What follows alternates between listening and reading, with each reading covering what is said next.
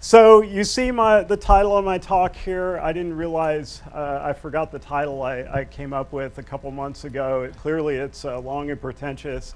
I guess an alternative short title would be Happy Hour. We'll see if you're happy. You know, before I launch into my slides, let me give a couple points that I think I'm replicating some ideas that have been discussed during the day here, and hopefully that's useful, get some new stuff. But I want to, one point I want to make is tying on to Miles' point about research being incremental, right? And I'll revive an analogy I made at lunch yesterday, which is the idea of building bridges. Bridges are, you know, I'm not a bridge builder, but there are bolts and boring parts that keep the bridge going, right? Without them, you would have a serious problem on your hands. And I think the point Miles was making is let's make bolts. Let's not be ashamed of making bolts, and let's put bolts in our top journals. They're not groundbreaking, they're important, right? I would like my work to be, it's okay if it's boring, right? As long as it's kind of contributing, more than kind of maybe. But we need to do that. That is very important work. You know, related to that point, that has to do with doing good science. So a lot of points that were made in the past couple days were about doing good science. I came up with a word that gained no traction, and we'll see if it gains it here and through the video. But the word I came up with was plication, and the idea is duplication. Plication means good science. Duplication before you do replication, right? Don't replicate bad science. Start with good work and build off that. And you know, we're all trying to do the right thing, more or less. Where our arrows are pointed in the right direction.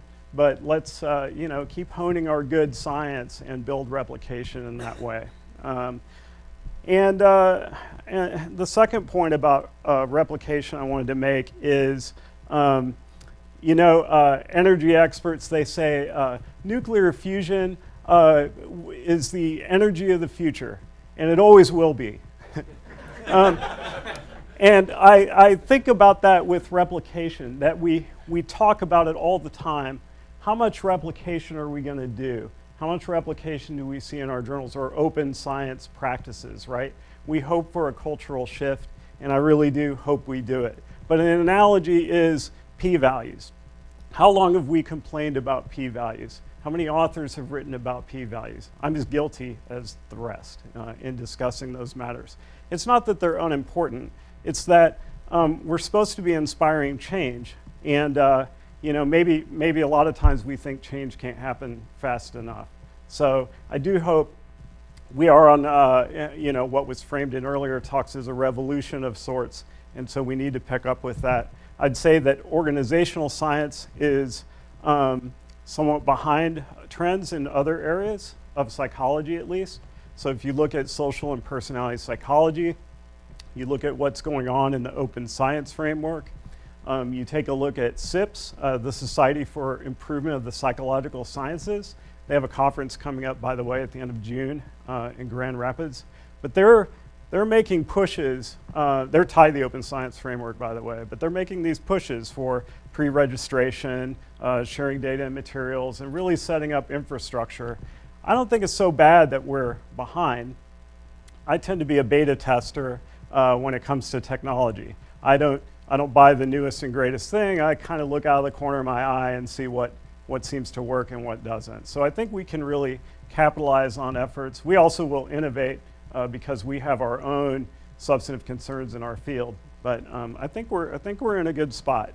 And journals, not just Journal of Management here, are certainly thinking ahead and thinking about how we can change things and whether it's going to be a cultural shift or not.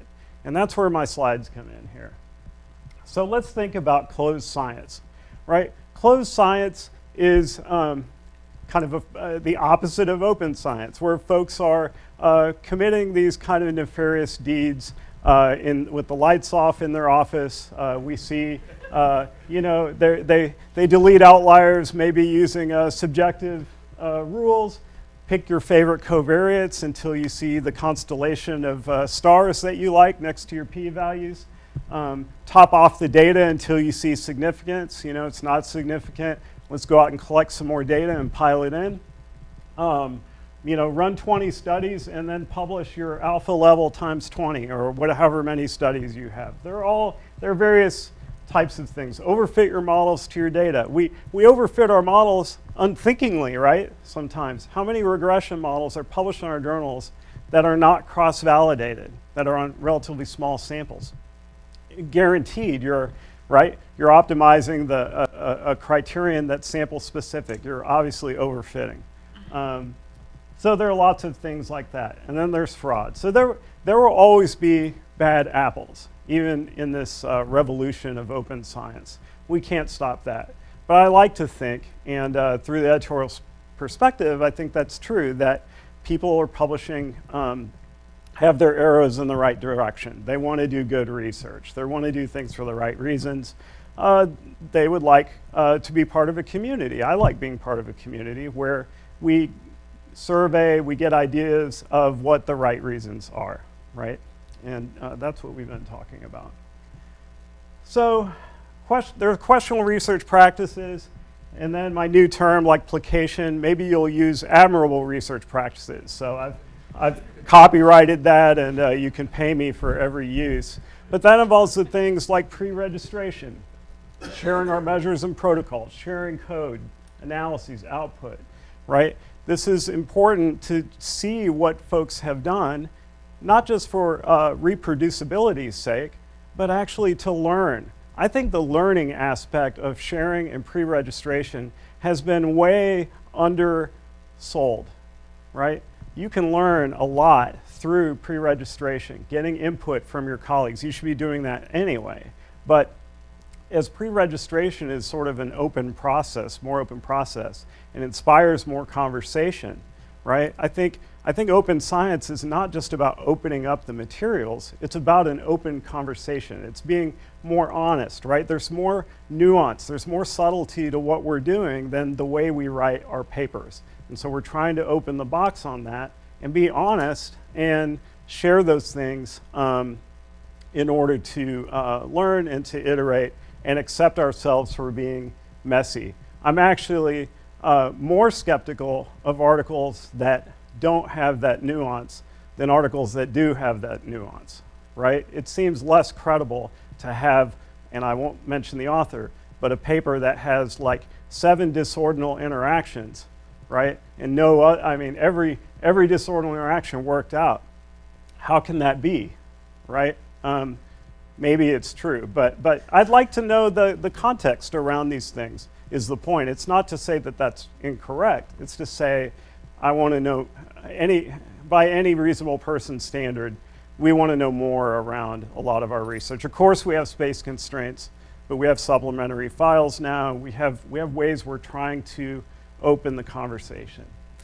There have been sort of these post hoc statistical rules that are intended to stimulate the a priori planning of your studies, right? So the power of 0.8 is one of those things. Lowering your alpha level is one of those things. The Bayes factor is one of those things. These are arbitrary cutoffs, right? We need to think more about the spirit of the message rather than the cutoff itself, right? Which is actually arbitrary. Increase your N, right? Try and get more precision. Try and get your confidence intervals. They don't necessarily have to be hyper precise, right? It depends on your research question. Sometimes you want that. Other times you want it to be in the realm of practical significance, right? Or at least to know that. So whether you're using a frequentist confidence interval approach or a Bayesian posterior distribution, highest posterior density approach, it doesn't matter.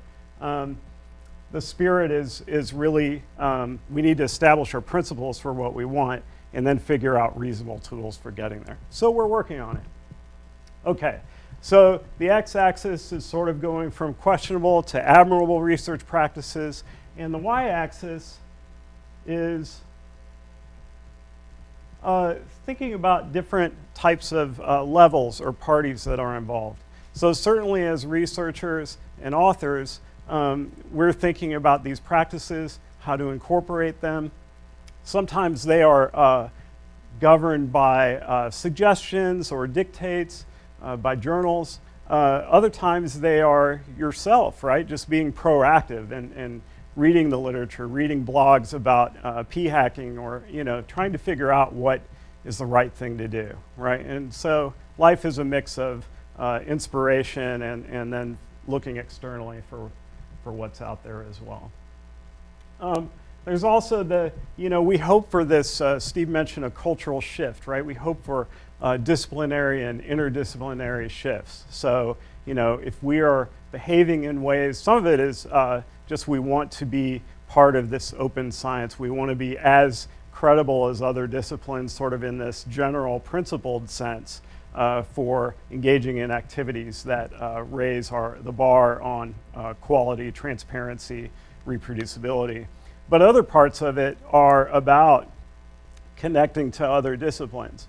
So I might involve a Bayesian framework or do computational modeling or get engaged in big data types of analyses, in part certainly because of the additional insights I gain from my data, potentially from new tools, but also from being engaged in another community, right? So if I have a model that is kind of normal in my field, but not so normal in computer science, and yet I can talk about big data and sort of get to the same place. If I have a predictive problem, I might choose big data because that's a language that gets us going. It doesn't mean we can't exchange our own methods and learn that way, but the point is some of this open science movement is about connecting the disciplines, and that's very important. And by the way, all the ARPs and maybe even some of the QRPs are changing over time, right? So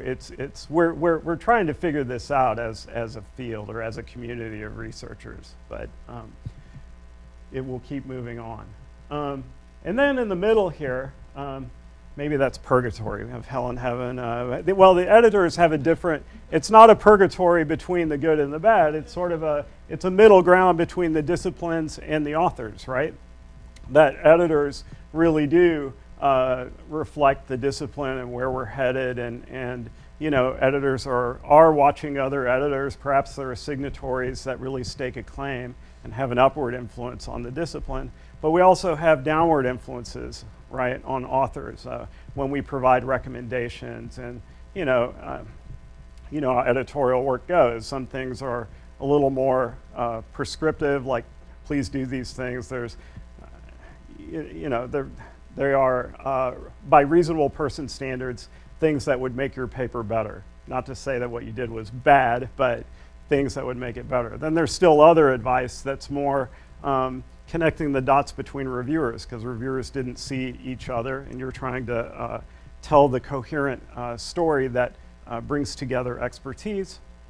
And of course, the editor has their own expertise and also their own idea about how a contribution contributes to the journal, right? So there are those kind of things that are happening in the balance. So editors they serve a useful role.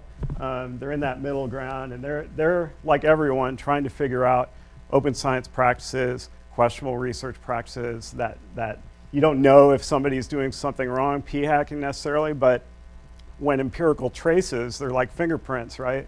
Rarely is an author going to write you and say they did something, but there are cases where the empirical evidence is suggestive of QRPs, and we're being aware of that as a field. So we're balancing that and where should we go in terms of data sharing policies and pre-registration and so on. So let's talk about the Journal of Management. I won't fulfill this promise of reviewing all journals' practices. I'm going to focus on the Journal of Management as a case study and show you what we're doing. What you'll see is we're really, I'd say, relatively modest in our efforts, and we're going to build on that. We're not trying to do a radical transformation right away. We're trying to raise all boats, carefully and with the solid foundation that Felipe was talking about. We need to make sure that's extra solid. So there's David Allen. Don Berg is the Methods Task Force Chair. He has an online presentation that will be available. And he and I have worked together to develop standards that are the qualitative standards that are being implemented. Don is also the macro methods consultant. And senior associate editors, we advise on strategy for the implementation of these new practices. And we advise on the strategy, we support the implementation. Eden King, my colleague at Rice University, Taco Royce, and yours truly, we're the micro methods consultants. So we're a complementary team. And the deal is for the journal that all conditional accept papers will receive a final methods review by one of us or by an expert we identify, and they work with us. So that large problems are identified. By no means are we saying this is a guarantee your article will be problem-free, right? We're not trying to make perfect the enemy of the good. We're trying to make papers better through a consistent review process with the journal. And so far, I think it's been working well. You know, we have a steady pipeline of these papers under conditional accept, and invariably there is feedback.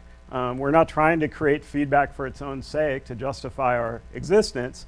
There really are changes that really help what's being reported. Sometimes it means things like helpful, like add random effects estimates in the meta-analysis in these places, or I'm a little skeptical of random effects variance estimates, so I say, well, also include the unweighted mean and standard deviation. Usually they're consistent, but I'm kind of a Luddite that way. I know random effects, but I want to know the unweighted as well, just to paint a bigger picture of what's going on. That's one example that's at the top of my mind. So we're doing that. As a side note, APA just released its journal article reporting standards, JARS, meta-analysis reporting standards, and then they also have qualitative standards. I definitely recommend consulting them as a researcher. It's just, I like to think of it as a grocery list, right? Even smart people will carry a grocery list in case they forget the guacamole, right? Which I often do. And similarly, as a researcher, it's not that you don't know these things, it's that you want a systematic list. And they've done a really good job. They updated, there were prior JARS and MARS versions, and these are a step forward. They're really great. And I have a link there. I don't know if the slides are gonna be available, but you can get to the hyperlink. Okay, so our quantitative submissions, we have requirements now for reporting. It's at the link provided there. And you know, examples are reporting the standard errors or the confidence intervals alongside your statistical estimates. Particularly important when you're looking at the practical statistics, right? Like d-values or correlations, regression coefficients. You want to know how much uncertainty, estimated uncertainty, is associated with your parameter estimates, right? It's a little different when you're talking about a t-test or an f-test. You want those added as well. But we're not saying put a confidence interval around a t-test. That makes no sense. But you know, around d and r and whatever practical metrics, indices you want to use. Why do we want to do this? Well, it's about power and precision. It's about translation, right? It's about seeing the real effect of imprecision on your estimates. What Paul was doing via simulation of power was really powerful, right? To actually see how that works. And similarly, you know, we have a kind of a gist of practical effects, Cohen standards for d-values and so on. But to think about the imprecision around that, right? What if you have a d-value that Cohen would say is moderate, but the confidence interval covers small and large, right? You would have a different conclusion than if the estimate were more precise. So there's that reason. And yeah, I guess this is somewhat redundant. I explained it's sort of Cohen deluxe. You get Cohen's values, and then you get associated precision or imprecision. report information behind your analyses that allow for reproducible results. We're not governing what this means for the researcher. We are having a conversation with authors via the review process about what that entails. Some examples would be, if there's a regression, exploratory confirmatory factor analysis, then please provide the means and standard deviations, the correlations, internal consistency, reliability, sample sizes, and drill into subgroups where that's appropriate. Now, of course, journal space may not accommodate all that, but we have this thing called the internet that will store your supplemental materials. And so, put yourself in the shoes of an interested reader. Hopefully you'll have several. And they want to get into the details of your work. They may not want to reproduce. Often I just want to know the descriptives sometimes that are not the focus. Like, you might be looking at a correlation with job satisfaction, and I want to know what the mean is, because being below the midpoint on a job satisfaction scale is important, right, as is being above. So I want to know that. I want to know fuller information. And somebody, I think Miles was saying, like, get a colleague to look at your papers and see what information they would want as a friendly reviewer. That can be great advice for what data you should be providing. Yeah, there it is. Okay, so quoting from the requirements, attest your findings are based on accepted analytical procedures, referencing analytical guidance in your specific area of study. There's wiggle room here, admittedly. I mean, I'm quoting from the guidelines, the JOM gospel, but there is room for what is an acceptable analysis, right? You do a factor analysis. Did you make the factors oblique or orthogonal? There's reasons to keep them orthogonal and reasons not to, right? So just justify your analyses, keep them within the realm of reasonable standards. Unless you're doing a methods paper or a paper that has a methodological feature, then of course you have to argue for that uniqueness, which usually means placing it in the context of acceptable methods so the reader can, at the very least, tie onto established methods by analogy and understand what the heck you're doing. But then also it might be an empirical contest where you're showing how your method is better somehow. So, increasing our transparency.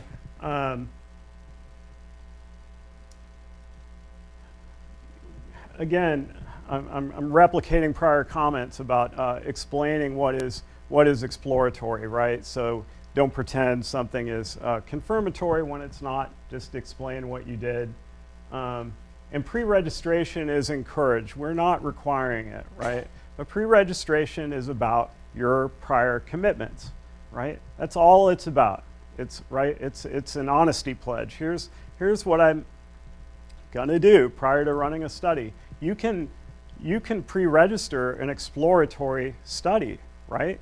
It doesn't mean all confirmatory is pre-registered and exploratory is after that. No, you can say, I have these data, really interesting. I'm going to explore it in this way, or I am going to run these 8 computational models, or I'm only going to run this one, and the reader can know that and run some others in their paper, right? But pre-registration is just really laying out this commitment. It's tying yourself to the mast. That's Ulysses there, avoiding the temptation of the sirens of p-hacking. And your Ulysses is pre-registered there, and that's what we should be doing. It's not a bad idea. I'm as guilty as many people for not pre-registering myself. Hopefully, the next time I give a talk like this, I can say I'm pre-registering, because you look at Joe Simmons and his the 9-question sheet from As Predicted that he showed. It's really pretty simple, right? You can push it even farther if you want, and that might actually be a good thing because it can help your write-up. But I hope to improve my ways, as I bet you do as well. So we are encouraging that. Oh, sorry, I'll back up. That link there will give you a variety of different forms of registration. So there's not just one type. as predicted, is one type, but the OSF has pre-registration templates, and they point, the OSF website points you to other places where you can pre-register. So it's not like a national database of pre-registry where you go to one place, like your social security number. There are a variety of options, and it's just, again, to keep your research organized and honest, and shows, gives you a framework for how you're going to write it up. Method sections may not accommodate all the details of the study because, again, there may be so many details, you're going to have to relegate some of that to supplementary material. So the requirements say the process should be detailed, collecting, measuring, and testing the data, sharing questions and surveys to the extent possible. How did you sample, right? Is it MTurk? Was there some stratified random sample you were fortunate to get? How did you approach that? What is your output, right? If you were, maybe it's not a requirement, maybe there is some leeway here in what you provide, but maybe you hold yourself to strict standards and say, look, if I have to provide my output, then it had better be right? So it's kind of a way of motivating yourself as much as a journal motivating you in terms of these standards. And my personal emphasis when I read this is about process. It's not just saying what you collected and listing all of it, although it is that. I would say the more you can describe a process of what your lab or organizational collection was like, that's really pretty useful. And what I'm not saying is write a whole kind of story about that. I'm just saying give more information than usual in a supplemental section so people can gain some insight as to what you did, maybe some decision points you had. Nothing too long, but even a little bit from our community, if everyone did that to some extent, it'd be very helpful. We can request data files in the review process. Of course, I guess we always could have, but we're more explicit about that now in our requirements, and we have done it. So maybe data aren't shared publicly, but a reviewer wants to be able to conduct the analysis, have a conversation about what could be done to some extent, and that's being made more explicit here. The journal is now considering qualitative guidelines. They're not, we haven't implemented them yet, but I will share some of the things we were talking about. And really it's about being transparent about the richness of qualitative data.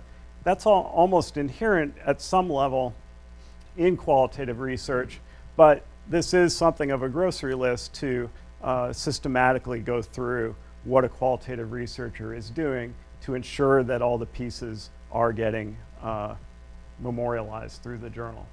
So there are many different approaches. I list organizational research methods there just because I came across that very recently. They have a special issue on video. It's very interesting, I think worth reading. Even if you don't think of yourself as a qualitative researcher, there are a lot of novel methods there that are interesting and can make your research better potentially. But JOM doesn't favor any particular approach. Whatever's appropriate to your question is fine. Just acknowledge what you're doing. Be transparent. And so the guidelines are talking about context, what's your setting and sample, what contextual factors are there. Of course, qualitative researchers are into this stuff. It shouldn't be too difficult, but like I said, maybe this will inspire more than what would have been generated otherwise. Information about data collection. So who collected the data? What contextual factors that you're worried about could have affected the collection analysis? Because there is this idea that's very prominent in qualitative research. It's sort of, it aligns with action-oriented research, that you are a participant in the data collection when you do qualitative analyses. So explain how those factors are there. How many interviewers did you have? How many interviews? And you're not naming names, but you're just saying what type of people conducted the interviews and were engaged. Were there any surprises that altered your data collection plan? So is that something that researchers can benefit from when they conduct qualitative research? And it also obviously gives a better understanding of the findings in the article. What analyses were chosen, and perhaps why some methods were not chosen. I think that's interesting even in quantitative research, right? If you could describe some of your decision processes, just again, briefly, like part of the method supplement. Why didn't you choose certain methods that occurred to you that could be useful? So I guess the way to think about it is imagine yourself, again, as an interested reader who wants to know about your work. What would you want to tell that interested reader about your decision process to make them get it, right? And that leads you to providing information that's a little bit different than just the tidy journal article, right? So again, no prescriptions from the journal. We're just thinking about these things a lot, and we're incrementing slowly but surely in thinking about this. So for data presentation, give appropriate narrative description, consider, we're in the world of visualization, right? R packages with ggplot and Tableau and so on. And so there are a lot of innovative methods for presenting data, interactive methods, R Shiny tools and so on to explore and actually kind of be with the data, right? Maybe not virtual reality, but it could be. So those are the guidelines. Some deep thoughts here is that journals in general can be avoiding many of the a priori and post hoc forks. In this, you've heard of the garden of forking paths, so typically that's being portrayed as chasing your data, like what I mentioned, where you collect data until P becomes significant, or you fiddle with a model until it fits, right? And that's sort of post hoc chasing down a path. But there are other gardens of forking paths you can't avoid, right? We have to make some reasonable decisions in our approach. And when we make some reasonable decisions, we're not making other potentially reasonable decisions, right? That would maybe lead to a different outcome. So one paper I really enjoy citing in this context, it's undercited, I think, is Neiman in 2011 in Journal of Business Psychology. He had the fortune of 3 independent researchers, sets of researchers, doing a meta-analysis on the same data dealing with telecommuting. So all reasonable people, all making reasonable decisions, slightly different conclusions. I almost said confusions. That might be true too. But the main effects were essentially the same. But it was the moderator effects and the decisions you made for that differed in interesting ways. And that's pretty interesting, right? You can think of reproducibility in that way, right? One way is to be strict about it. Another way is to generalize it and use a different measure and sample and so on. But an intermediate way is kind of like this, is to say, what if you gave people the initial conditions and you set them on their way and see what kind of decisions they make? How many factors do they retain, and what samples they use and so on. So I'll get to that idea in a second, tying it to another concept.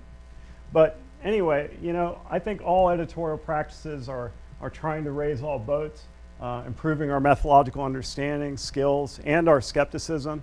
JOM is interacting with lots of folks, obviously, but people at PSYOP who are concerned about research methods concerns, experts at Karma who teach workshops on research methods and already have an infrastructure for methodological practice. And so those relationships are really helpful. I think relating to other journals, as we've been talking about here, would be great. Quality will, we hope, prevail over p-values, right? Committing to pre-registration transparency and replicability. It's not that p doesn't matter, right? But that's the end result, right? That's the outcome. That's not the process. And so we really should be concerned about process. As a community, we're each concerned, but what can we do better as a community? And some of this material sharing and conversations about pre-registration is really going to help the quality. The glass is half full to me. And in that sense, we have a virtuous cycle in place to improve research and researchers. This workshop is a prime example, right? We're really trying to improve the science here, improve the barrel, if not particular apples, right? There are always going to be people that try to game systems. We're going to create a new system here or enhanced system, and that can be gamed too. There's no doubting about that. If it's not p-hacking, it'll be some other hacking. That's just a fact, and we have to live with that and be okay with that. It's not that we won't have policing and being able to detect certain things, but some gaming will never go away. So we should coordinate between journals, have substantive hubs between journals, think about the leadership that goes into journals and diversity and inclusion concerns. That's very much tied to open science. You know, in terms of expanding our research networks. And I have a random thought there. I'm wondering if publishers will sort of get on the open science bandwagon, which would be something of an irony, but you do see it when publishers reduce their open access fees.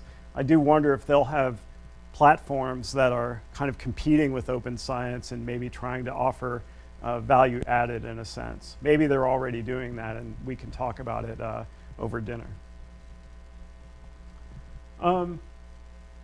There's some indicators of open data being part of this open science future where authors feel incentivized to contribute when it's pretty clear from the journal that they're sending a signal that your data are welcome. There's a DOI perhaps, it'll be shared and cited. Journal management is not there with the, you know, they're working toward these sorts of things. People who share open data end up getting cited more frequently. So sometimes people think, oh, I shouldn't share data because it's mine. It's like Gollum, right? My precious data. But it turns out sharing is caring, and you get cited more. And you know, and reviewers should also, you know, an intermediate level say, well, maybe I won't share to the public. But I'm going to share with the reviewer and be open and make sure my paper has that open communication, verifying analyses, catching errors, and so on. But we really need to open up more beyond that. The badge system seemed to work. It's documented in, that Psych Science showed great improvements once badges were coming in. We don't know the causal effects, but we do know there's been some improvements. And there's strangely, this paper was published in PLOS Biology, but I have the citation there. You can look that up. And then talking about graduate education, you know, I've noticed our graduate students are really self-organizing. I mean, we are doing our things and teaching our courses. My quant courses involve R and so on, but they're self-organizing. They keep an eye out on their marketability and their future, and they're teaching themselves new things. They like open science practice, many of them, the open science framework, and making use of it, even without a journal telling them to do so, right? It makes them part of an exciting community and something of this revolution. Faculty, you may not know this, but they're slower to change in general. There's inertia. The systems of reward aren't in place to change the behavior, and not enough time, or the perception of not enough time. And so time itself will change what faculty are doing. But editors and journals are critical. We're a critical stimulus. Folks want to publish in our journals, and it really is up to us as stewards of our discipline, of our journal, to implement better standards and have the conversations, because there are no perfect decisions and no perfect model for open science. But as we're doing here, we need to stay mindful of that. So in the past, we've had researchers chasing p-values, and they're starstruck. They chase the p-value. Why? Because of all these outcomes that are terrific, right? They may engage in questionable research practices to get there. But open science is trying to counter that to some extent. So SIAP has a robust and reliable research task force. I use the past tense because they have put out a report. James Garand led the report as first author. And so that report really put p-values in context. That's what that graphic is trying to show, is that we don't need to be just that. We need to think about a broader system of open science in which we participate. We need to be mindful that there are different stakeholders here in the open science movement. And the paper nicely lays out the perspective of authors, editors, publishers, trainers of graduate programs, training graduate students, and so on. So that's a really great paper. And here are the standards they have laid out about what robust and reliable research kind of reflects. And there's the link. And NSF has its own statement on robust and reliable research. I gave you the link there to check that out from Faye Cook. So what can we do? There are lots of things we are doing. Improve our journals, tools, awareness, culture. I've mentioned all these things one way or another, and keep it all in perspective that we're growing. Like there's no perfection here we have. It's more about the process and the spirit of all this. And then going back to my prior idea, I think working together in our research, when we share the pre-registered studies and get ideas about our research and how it can influence us, we can coordinate that more. The typical meta-analysis occurs in your own garage, right? You do your own meta-analysis, you code your own studies, you bring in grad students and so on, but really it's from your wheelhouse. What if you could coordinate that? Something like the many labs type projects, but are more systematic about, given a pattern of relationships you're interested in, what can different labs do? That pattern could be bigger than any one lab can take on. So just like a meta-analysis of a correlation matrix, any one study will populate part of it. A prospective meta-analysis would be a similar thing, right? It would be, let's coordinate the labs to work on different parts of a larger framework or phenomenon. So easier said than done, but it's not done, it's hardly done, right? There are large national studies that engage. But in terms of planning academic researchers, it's something we can self-organize. Paul? Fred, is Metabus doing that, right? Are you aware in Metabus, Pure Steel, and that whole crowd? Yeah. Is that what you're getting at there? No, but I'm an advisor on Metabus, so I can talk about that real quick. So Metabus is metabus.org is a website, a platform for doing automated meta-analyses. So a team of folks coded 1 million plus correlations across 23 organizational journals in 10 years worth. And they did that coding. They imposed a taxonomy on top of the correlations to organize it, get rid of some construct redundancy, the jingle jangle of the terms we use, and then have instant meta-analyses. So you can, what's a relationship between job satisfaction and performance? Well, you can type that in and get all the effects, and of course you can refine it further, like counterproductive work behavior and employee engagement, and basically explore the hierarchy of constructs as they're tied to the correlations. So it's, I'm biased, but I think it's pretty cool. It definitely lets you explore the huge landscape of organizational research, going beyond the individual meta-analysis. So you not only get the speed of the analyses and the access, but you get the breadth, and it'll wash your dishes too. So, but this is different. This is talking about coordinating labs, and can we do a better job of coordinating them? What if you were to do, the question is, what if you were to do a meta-analysis a priori? You don't pick the data out of the journals, you generate the data yourselves from your labs. How would you do that? Would it be different? And I think it would, and potentially would be better. So I'm just throwing that idea out there. There is an effort going on right now called the Social Science Accelerator, or sorry, Psychological Science Accelerator. And the idea there is something around that. It's to organize labs around projects. And it's worldwide, so going back to the diversity and inclusion, you know, you can get access to data that you would never be able to get in the US and vice versa for other countries. So that's pretty cool. So open science is obviously this somewhat, I wouldn't say vague, but it's multifaceted push, right, to move our science forward. And we need to incorporate practitioners, let's not forget that, in the open science push, right? Now, companies are not necessarily wanting to reveal their data necessarily, but I think they depend on the credibility of the science, and they need to give us input to have that interaction and make our science important to them. And so they're a clear part of this network that we shouldn't forget as they work with organizations and litigation and policymakers and the general public. And we do some of that too, of course. We'll continue to define robust and reliable research as our practices change. That's pretty obvious, but you know, how do we reduce game playing? That's kind of the spirit that lives on. We have p-hacking, but what are some other ways to ensure quality, both from the avoid the hell and approach the heaven, the graph I had at the beginning.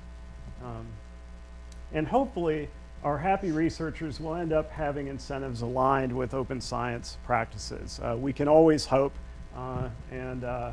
so that's what that figure is all about. We in science can sleep better once we have perfect alignment. So we'll help each other on that front. Thank you very much, and thanks for having us, Gwen and Mo. Appreciate it.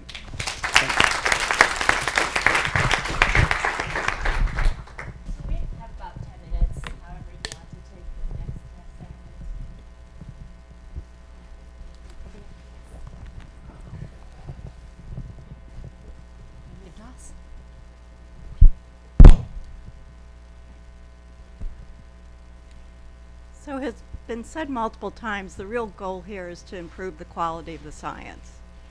And so much of what we've been talking about, I can think of as interventions designed to do that. So my question is, how will we evaluate this? How are we going to know if it works? Right, that is a good question. So there are various models, obviously, for the research cycle. And there's one, I think it's in Nature, by Munafo, M-U-N-A-F-O, and colleagues, and basically discussing this issue of how, you know, here is the cycle, how can we intervene when it comes to generating hypotheses and pre-registration, all the way to the end where you're reporting results, and how are interventions going to actually have the effect that we say. And it's, some of these interventions are not free, right? So the OSF has $1 million pre-registration challenge. I think it's still up. You can make $1,000 just by pre-registering your study. Why are they doing that? Because somehow they want to, certainly they want to engage more of the community, and I would think money works for that. But also, you know, what is the outcome there? What is going to happen? Is it, can we learn more than just kind of the rationale or the logical approach of saying, well, if they pre-registered, they must have thought more than they would have, planned it out more than if they had just done it on their own. So I guess the best I can do standing up here is to resonate to that concern, because what if you go to all these efforts and we really haven't improved? All we've done is increased our labor or made science something that is different, but maybe not better. I don't know, other people have thoughts about that? Because I could use the help. I have another question. Sure. So the pre-registration we talked about yesterday was anonymous and secret. So people could pre-register all the possible permutations of results. So how do we, so the future will be, instead of p-hacking, pre-registration hacking. Oh yeah. How can we avoid that? I have thought one. about that. Yeah? So here's another another trademark term I've had is parking. Pre-registration after results are known. So we want to avoid that, right? And how? Yeah. Well, you know, we can have timestamps on files and so on, but you know, this really is about people that want to do the right thing, engaging. And I hope you all understand why this would be helpful, right? It's not really to catch the cheaters, right? It's to lay out your plan and follow your plan and make sure, even though the path may fork because you're making decisions one way and not another way, and those other ways may also be reasonable, but at least you're committing. And if you have to sit down and write that out, that is a commitment, right? It's thinking more than on the fly, which may happen not entirely, but more so than if you had laid it out. So, And yeah. another quick question, how the methods board works when, so imagine that the methods board says add this control, and then the effects disappear. What happens there? The methods board, I'm not, so, I mean. So in you're the saying journal, if in the journal, if you get advice on covariates and so on. yeah, so if Yeah. so it's the paper is conditionally accepted, then the methods board says add this this control, Yeah. and then all the results disappear. Yeah, yeah. We have worried about that, is all I can say. We haven't had that problem. We have had results change in ways that were not necessarily expected. They weren't so dramatic. But that is a question, right? You do good science, you have recommendations, you make changes, and now what happens? So, you know, one thing about covariates, just, I mean, there are many, you're asking a more general question too, but one thing about covariates is that the advice is given in an exploratory vein, right? Because you've already conducted the study, you're getting the advice. So at the very least, what you can do is say, here we go with and without covariates. You explain a covariate, like I tell my grad students, a covariate is not just something you say, we controlled for X. You say how much variance was accounted for by X, right? It's another variable. It's not just something you put in and residualize and move on, right? So you just have to include that, and that's part of your research.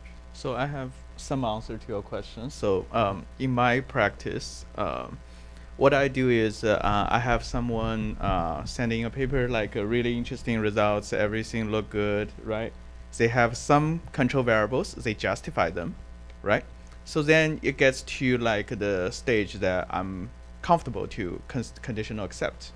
Then what I tell them to do is, hey, include this in your appendix. Just remove those 3 control variables. And I tell them I don't care whether the results is consistent or not. I just think the authors need to know. Oh no, the reader need to know. So I think the key here is to remove the fear out of the equation, right? Because most time the authors, they don't want to be transparent, or they resist. The idea is they fear to be rejected. Right. So you need to remove the fear to encourage them to be honest. Right. Okay, and then the reader will know, then reader will apply the judgment. Well, that's the scientific community's judgment. So largely I would trust the community's judgment. Yeah. So yeah, because if you control for like those variables, they can always find the reason, right? If they say we want to control this because the previous researcher have looked at this and it's relevant, right? So but the thing is, well, you ask them to do it as if it's a robustness check, right? Including appendix, so people will know. And if their idea is good enough to approach this conditional acceptance stage, then I think there's a reason to publish it. Right. So then the reader will decide. Yeah. That's how I would approach it. Yeah. So, I mean, tied to that is this larger issue of science should be more about an open conversation and a process, not just the p-values, right? And that's what you're saying. And James, you really hit that mark too in terms of the scientist, in addition to the science, to lay out the dimensions of what our work is about will increase our thoughtfulness. It also makes things harder because p-values are dichotomous, right? You can make decisions off of that, but you know, so we'll have to probably work harder moving forward on, we're going to expand this multidimensional space of considerations, and yet we still need to make decisions about publication and so on. And we'll just have to keep going back and forth and working on that. But you're right about, you know, getting rid of the fear, right? Because fear motivates behaviors we do not want in our journals. Just one quick comment, and I'll be curious. I mean, basically, you've been doing this now for 10 months or something, right? Is that because you took over when Dave Allen started in Yeah. July? So it's Mhm. relatively, Yeah. and it's been generally positive. It's been right? positive, yeah, Yep. very positive. So I think a lot of it's the framing of it, like how Mhm. people view it. And I guess what I was just thinking is, in some ways, this is a real benefit to authors, or it should be, because anyone who's done research realizes how easy it is to make mistakes. And I'll say that many of the issues that I would see at JAP, and I'm sure this would be true of the other ones, Mhm. were really just mistakes that they probably didn't substantively change the outcome, though they could, but they would be almost embarrassing. Like one that I Right. would see frequently is it would be a categorical variable, but it would have been coded in the data set as 1, 2, 3, 4, Right. and it'd have 1 degree of freedom, which would Mm. really tell anyone who read that the person didn't understand some basic fundamentals about regression. And I Right. assume you probably caught those kinds of things. I mean, Yeah, that's right, Paul. The idea is to catch the things that really stick out. During the review process, you of course have methodologists or people with that expertise involved. JOM has a checkbox where you're indicating your methodological knowledge, and we've been called in at the early stages as well. So we are trying to avoid the end result being radically off the rails. We're just trying to catch the big issues that can be addressed directly and just add to the solidity of the paper. So a question about the institutional influences here. So do you see a way that we can combine IRB procedures with pre-registration or the open science movement? Is there a way like we can change things at the university level? Yeah, that's a great idea. I think you answered your question in a sense that would be a great idea, that what we give to an IRB amounts to some form of pre-registration given their concerns, right? But could we expand that? And perhaps you have pre-registration divided into the human subjects considerations and the span of your research. And that's a great idea.